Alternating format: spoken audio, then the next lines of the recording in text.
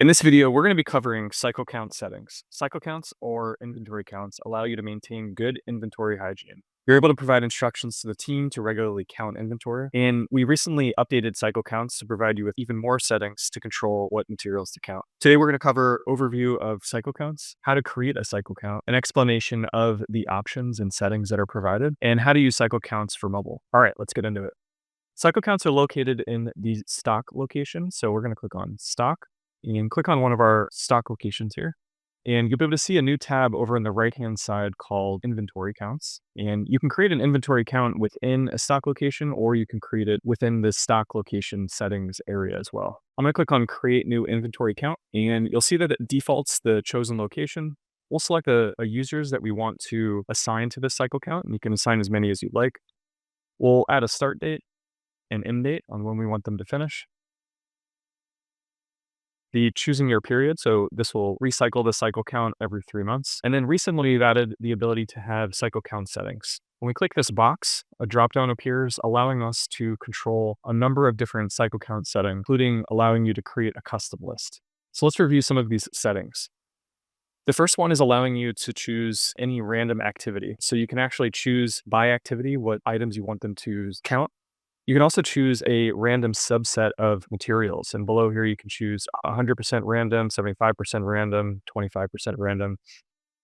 You can even get as granular as asking them to only count certain cost ranges of materials. So for example, if you're not concerned with the lower value items, you can put in here that I only want you to count something that is $100 and $500. And you can adjust that count range here as well. You can choose a category that you want them to count. So for example, if you have pro press fittings and that's a category within your materials, you're able to choose that particular category and it will provide them that list to only count those pro press items. You can choose a material range. So you can say, I only want you to count aisle A, maybe bay 3 to narrow down the focus. And you can even have them choose materials that don't have position as well.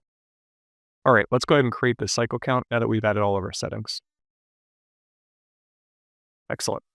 So you can see here, based on the settings I had, unfortunately, there are 0. So make sure that you have cycle count settings that have materials, and you want to play around with it just to make sure that you know what settings best fit what cycle counts for what areas as well. Now, cycle counts are predominantly a mobile-only feature. So while you do have an interface here within the web interface, you usually should try to manage your inventory counts on mobile. You'll have the ability of scanning those materials. The list will be provided to the technician or the warehouse manager what to count. And then after the count has finished, you can review that after the report card has generated for the cycle counts. All right, so just to cover what we went over, we provided an overview of cycle counts. We talked a little bit about how to create a cycle count. We talked about the explanation of the options and settings and also how to create cycle counts and manage them on mobile. Let us know if you have any questions on cycle count settings.